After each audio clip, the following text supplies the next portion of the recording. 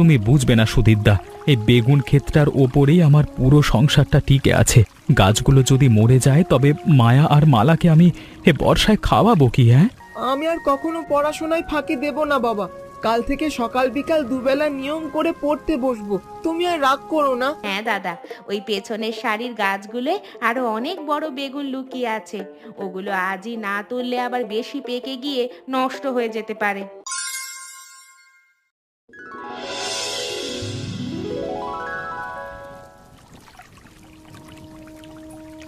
কি রে জয়ন্ত, সকাল সকাল এই মুষলধারে বৃষ্টির মধ্যে ক্ষেতের আলে মাথায় হাত দিয়ে বসে আছিস কেন? তোকে দেখে তো মনে হচ্ছে মহা চিন্তায় আছিস। আর বলো না সুধীরদা, বুকটা ফেটে যাচ্ছে গো। কয়েকদিন ধরে যেভাবে ঝুম বৃষ্টি হচ্ছে তাতে আমার এই একমাত্র বেগুনের ক্ষেতটা এবার পুরো পচে সাফ হয়ে যাবে গো দাদা, পুরো পচে সাফ হয়ে যাবে।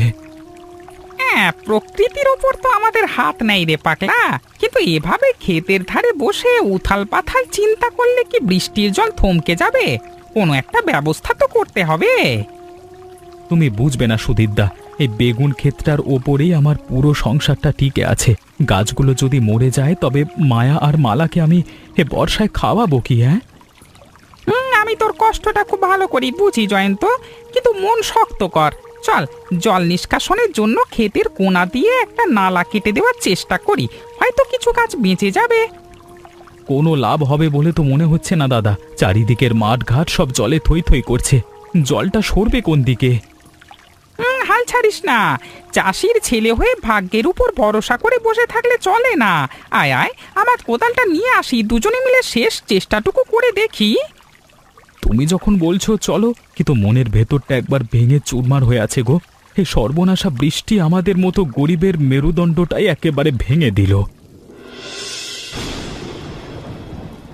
ওগো, বাইরে যা ঝড় তুফান শুরু হলো, আমাদের সুমনটা এখনো বাড়ি ফিরলো না কেন? আমার বুকটা যে কেমন করছে। তুমি একটু গিয়ে খোঁজ করো না। সারাদিন তো ছেলেটাকে চোখে চোখে রাখতে পারো না, এখন ঝড় বৃষ্টি শুরু হতেই আমার উপর চিল্লাপিল্লা করছো। হ্যাঁ, ও নিশ্চয় কোথাও আটকে গেছে। তুমি কেমন বাবা গো?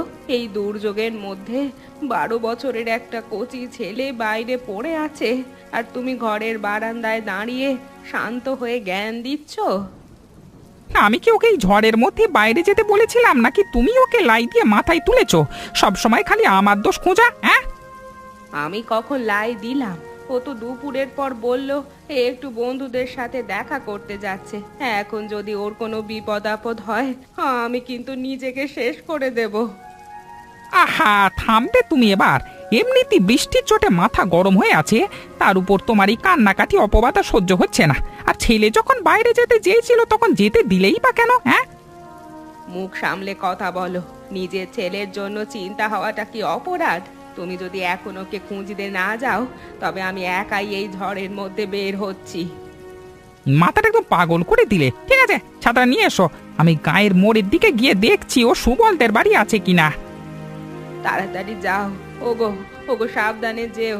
এই যা বাতাস দিচ্ছে, বড় কোনো গাছের ডালপালা ভেঙে যেন আবার কোনো অঘটন না ঘটে।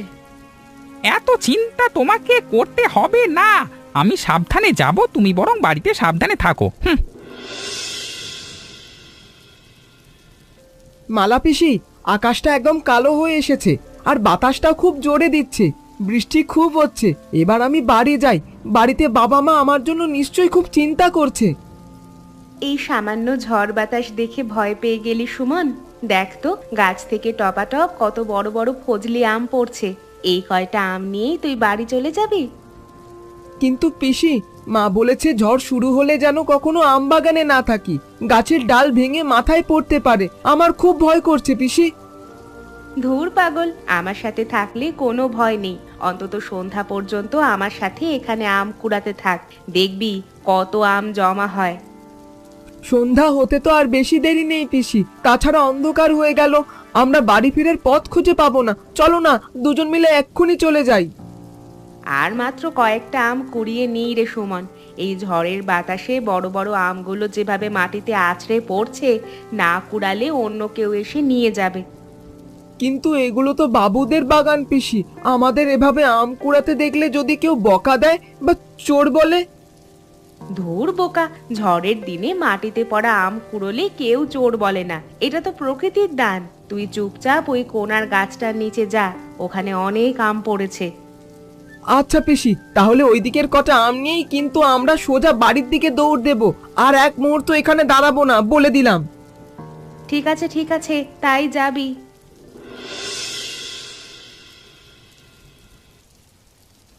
দেখো দেখো বৌদি, আমি কত আম কুড়িয়ে এনেছি।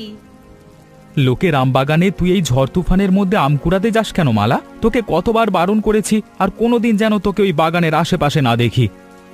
তুমি শুধু শুধু কেন মেয়েটার ওপর অকারণ রাগ করছো গা? ও তো আর কারো গাছ থেকে আম চুরি করতে যায়নি, ঝড়ে মাটিতে পড়া আমই তো কুড়িয়ে এনেছে। দাদা, তুমি আমার ওপর এভাবে রাগ করো না, আমি তো শুধু তোমাদের সবার জন্য এতগুলো আম কষ্ট করে কুড়িয়ে এনেছি। তোকে যদি কেউ চোর অপবাদ দিত, তখন আমার এই সমাজে মুখ দেখানোর দায় হতো না। অভাব থাকতে পারে আমাদের, কিন্তু আত্মসম্মানটুকু তো বিসর্জন দিতে পারি না। আহা, ঘরের লক্ষ্মী মেয়েটা এত ধকল সয়ে আমগুলো আনলো, তা না করে তুমি শুরু করলে নীতি বাক্য। এই আমগুলো দিয়ে কত সুন্দর আচার আর চাটনি হবে বলো তো? হ্যাঁ বৌদি, আমি এই আমগুলো ভালো করে ধুয়ে কেটে তোমাদের সবার জন্য দারুণ আমের চাটনি করে খাওয়াবো। দেখবে দাদার রাগ তখন এক নিমেষে জল হয়ে যাবে। তোদের এই আহ্লাদ দেখেই তো আমার ভয় করে। গরিব ঘরের মেয়েদের এত লোভ ভালো নয় রে মায়া, ভয় হয় বলেই তো রাগ করছি। বোনের ওপর এভাবে কেউ রাগ করে না, ও তো আমাদের ভালোর জন্যই গেছে। চলো মালা, আমগুলো ভেতরে নিয়ে গিয়ে জল দিয়ে ভালো করে ধুয়ে ফেলি। হ্যাঁ বৌদি চলো, দাদাকে এখন আর কিছু বলে লাভ নেই। পেটে যখন খিদে, মুখে আমের চাটনি পড়বে, তখন দাদা নিজেই হাসি মুখে প্রশংসা করবে। কি আর বলি বলো তো?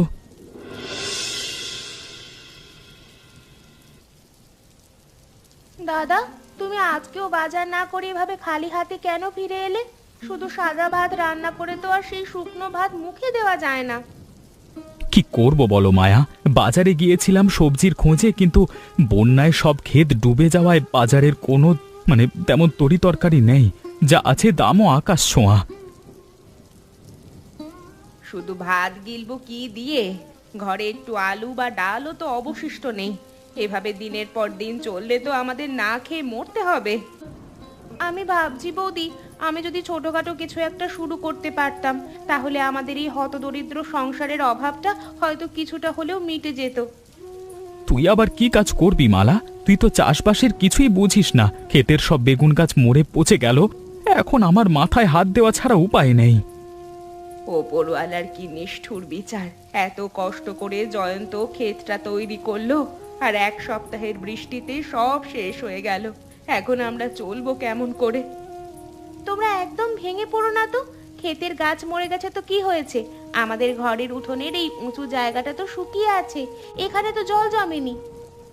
উঠোনের উঁচু জায়গায় কি হবে শুনি?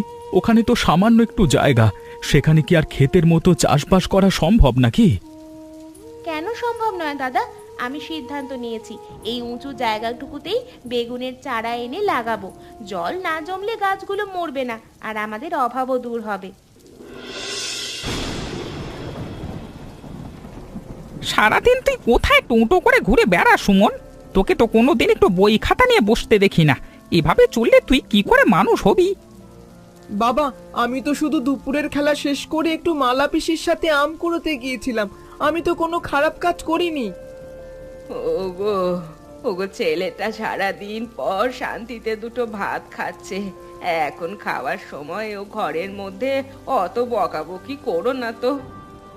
তুমি তো ওর সবসময় ওকালতি করবেই ললিতা, ওকে অত মাথায় তুলো না। শাসন না করলে ও একদিন একেবারে বাঁদরতে পরিণত, এক নম্বর বাঁদর হয়ে উঠবে। আমি আর কখনো পড়াশোনায় ফাঁকি দেব না বাবা। কাল থেকে সকাল বিকাল দুবেলা নিয়ম করে পড়তে বসবো, তুমি আর রাগ করো না। আমি ওর ভালোর জন্যই বলি ললিতা, গ্রামের কৃষকদের যা অবস্থা, পড়াশোনা না শিখলে ওকে সারা জীবন আমাদের মতোই না খেয়ে ধুঁকে ধুঁকে মরতে হবে। দেখেছো তো, ছেলেটা নিজের ভুল বুঝতে পেরেছে। এখন ওকে বকা বন্ধ করে তুমি নিজের খাওয়াটা শেষ করো দেখি, ঠান্ডা হয়ে গেলে ভালো লাগবে না। আদর তো তুমিই দিচ্ছ, আমি শুধু চাই ও যেন নিজের দায়িত্বটা বোঝে। নে সুমন, তাড়াতাড়ি হাত চালিয়ে খেয়ে নিয়ে লণ্ঠনটা জ্বালিয়ে বইটা নিয়ে বস দেখি।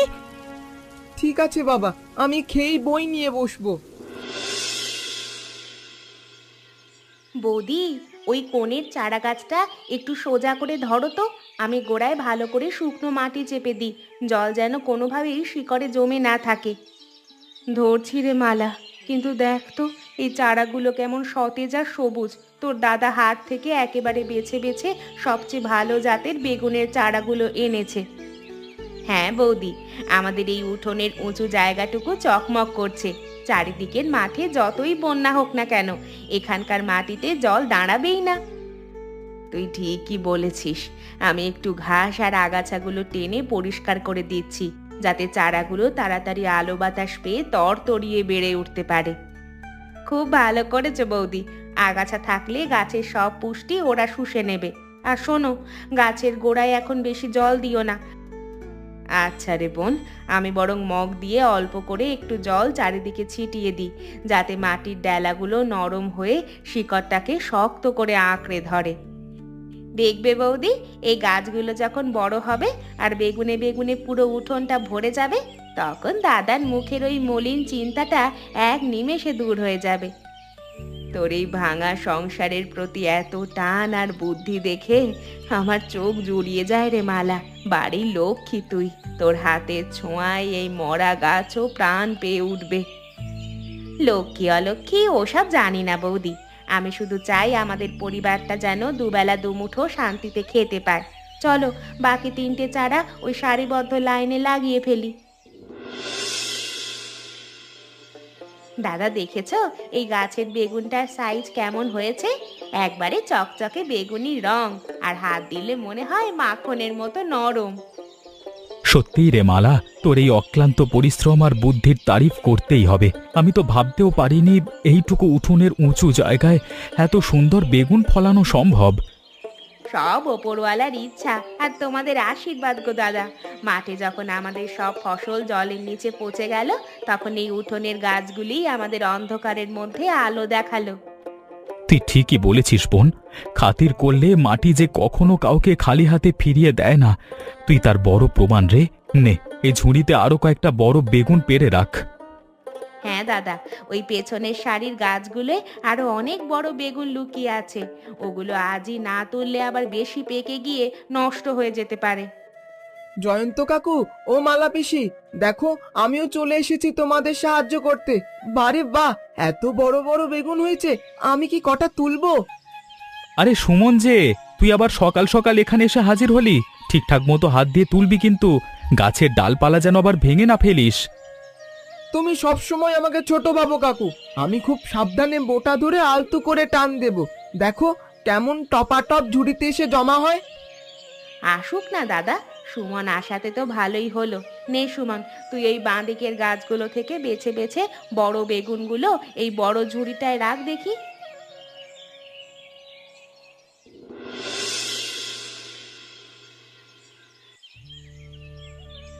কি রে জয়ন্ত, দূর থেকে তোর শীষ দেওয়া আওয়াজ পাচ্ছি।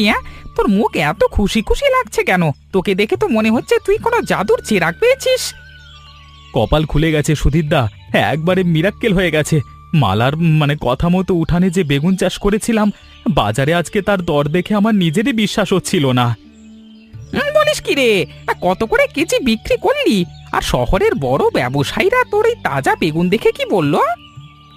বাজারে এখন কোনো আনাজপাতি নেই বললেই চলে, তাই আমার ওই চকচকে বেগুনি রঙের বেগুনগুলো দেখা মাত্রই ব্যাপারীরা হুড়োহুড়ি করে চড়া দামে সব কেড়ে কুড়ে নিয়ে নিল। তোর ঘরের লক্ষ্মী মেয়েটার বুদ্ধিতে আজকে তোর এই পরিশ্রম, ভাঙা সংসারে আবার জোয়ার এলো রে জয়ন্ত। ওর পরিশ্রম সত্যিই সার্থক হয়েছে। তুমি ঠিকই বলেছ দাদা, এই থলে ভর্তি টাকার দিকটা তাকালেই মনটা শান্ত হয়ে যায়। আমি তোমাকে একটা কথা বলি সুধীরদা, তুমিও এবার আমার মতো এই অভিনব উপায়ে বেগুন চাষ করো। আমার বাড়ির উঠানেও তো খানিকটা উঁচু জমি পড়ে আছে, ভাবছি তোর দেখা দেখি আমিও এবার ওই ফাঁকা জায়গাটায় কোদাল চালাবো। একদম দেরি করো না দাদা, কালকে সকালেই আমি তোমাকে কিছু ভালো জাতের বেগুনের চারা এনে দেব। দুজনে মিলে তোমার উঠানটাও সাজিয়ে ফেলবো। তোর এই ভালো মনের জন্যই ওপরওয়ালা তোকে 2 হাত ভরে দেবে রে ভাই। চল, রাত হয়ে যাচ্ছে, ঘরে গিয়ে মায়া আর মালাকে সুখবরটা দিবি। চল। চলো দাদা।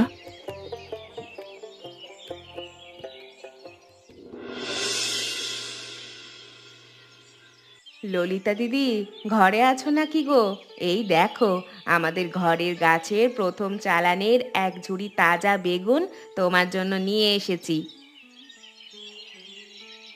ও মা মায়া, এই যে দেখি একেবারে রাজভোগের মতো বেগুন রে।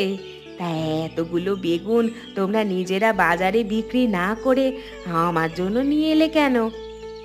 দিদি, বাজারে তো অনেক বেগুনই চড়া দামে বিক্রি হয়েছে, কিন্তু বিপদের দিনে তোমরা যেভাবে আমাদের পাশে ছিলে, সেই ভালোবাসার দাম কি টাকায় মাপা যায়?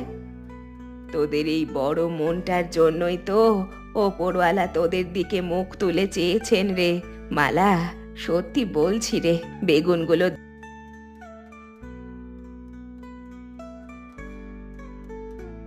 হয়েছে গো দিদি। ও যদি সেদিন ওই উঁচু উঠোনে গাছগুলো না লাগাতো, তবে আজ আমাদের উপোস করেই কাটাতে হতো। তোদের এই অভাবনীয় সাফল্যে আমি যে কতখানি আনন্দিত হয়েছি তা মুখে বলে বোঝাতে পারবো না। এই ঘোর বর্ষায় এমন তাজা আনাজ চোখে দেখাই ভাগ্য। দিদি, আজকে দুপুরের রান্নায় এই বেগুনগুলো দিয়ে সুন্দর কোনো পদ রেঁধো, আর সুমনকে পেট ভরে খাইও। ও তো আমাদের বেগুন তুলতে কম সাহায্য করছে না। তোরা বসবি না রে বোন, একটু গুড় জল খেয়ে যা।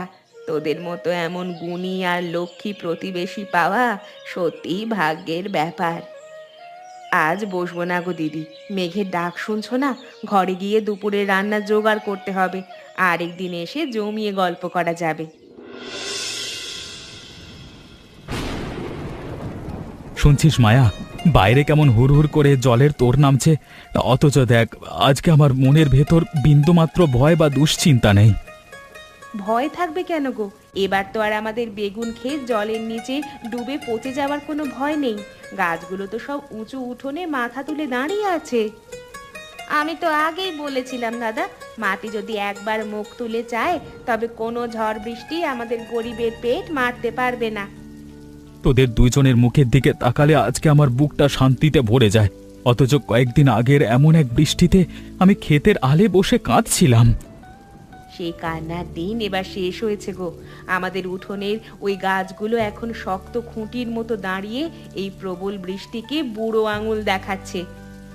আর এই বৃষ্টির জলেই তো গাছের গোড়াগুলো আরো তাজা হয়ে উঠবে গো দাদা। কাল সকালে দেখবে আরো কত নতুন ফুল ফুটেছে গাছে। ওপরওয়ালার দরবারে কোটি কোটি শুকরিয়া যে তিনি তোদের মতো এক বুদ্ধিমতী আর সাহসী দুটো মানুষকে আমার এই সংসারে পাঠিয়েছেন।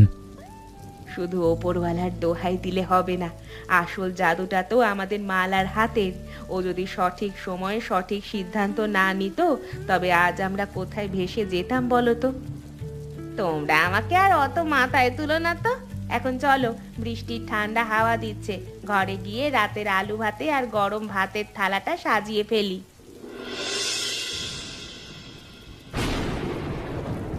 কি সুন্দর বৃষ্টির ছাঁট আসছে রে মালা। এই মেঘলা দিনে উনুনের ওপর গোবিন্দভোগ চাল আর সোনামুগ ডালের খিচুড়ির যা গন্ধ বেরোচ্ছে না, আমার নিজেরই এখন খিদে পেয়ে যাচ্ছে। ঠিক বলেছ গো বৌদি, এই বাদল দিনে গরম খিচুড়ির সাথে যদি মচমচে বেগুন ভাজি না থাকে, তবে কি আর খাওয়াটা জমে? দেখো তো বেগুনগুলো কেমন চাক চাক করে কেটেছি। বাহ, একেবারে নিখুঁত গোল হয়েছে রে। নে, আর দেরি করিস না, কলার ভেলায় রাখা বেগুনগুলোর গায়ে ভালো করে হলুদ, নুন আর সামান্য একটু লঙ্কার গুঁড়ো মাখিয়ে নে। এই নুন হলুদটা মাখিয়ে মিনিট 5 রেখে দি বৌদি, তাহলে বেগুনের ভেতরের জলটা মরে যাবে আর ভাজার সময় তেলও কম টানবে। তোর এই রান্না বান্নার হাত আর বুদ্ধি দেখে তো আমি অবাক হয়ে যাই রে। কড়াইয়ের তেলটা গরম হতে হতেই তুই বেগুনের চাকগুলো একে একে তেলের ওপর ছেড়ে দে। তেল থেকে ধোঁয়া উঠছে বৌদি। এই আমি প্রথম চালের 4টে বেগুন ভাজি কড়াইতে ছাড়লাম। একটু ধিমে আঁচে লাল লাল করে ভাজিস বোন। ওপরটা যেন মচমচে হয় আর ভেতরটা একেবারে মাখনের মতো গলে যায়। তোর দাদা কিন্তু এমন ভাজিই পছন্দ করে। কোনো চিন্তা করো না বৌদি, দাদাকে আজকে এমন তৃপ্তি করে খাওয়াবো না যে ও ক্ষেতের বেগুনের দুঃখ একেবারে ভুলেই যাবে।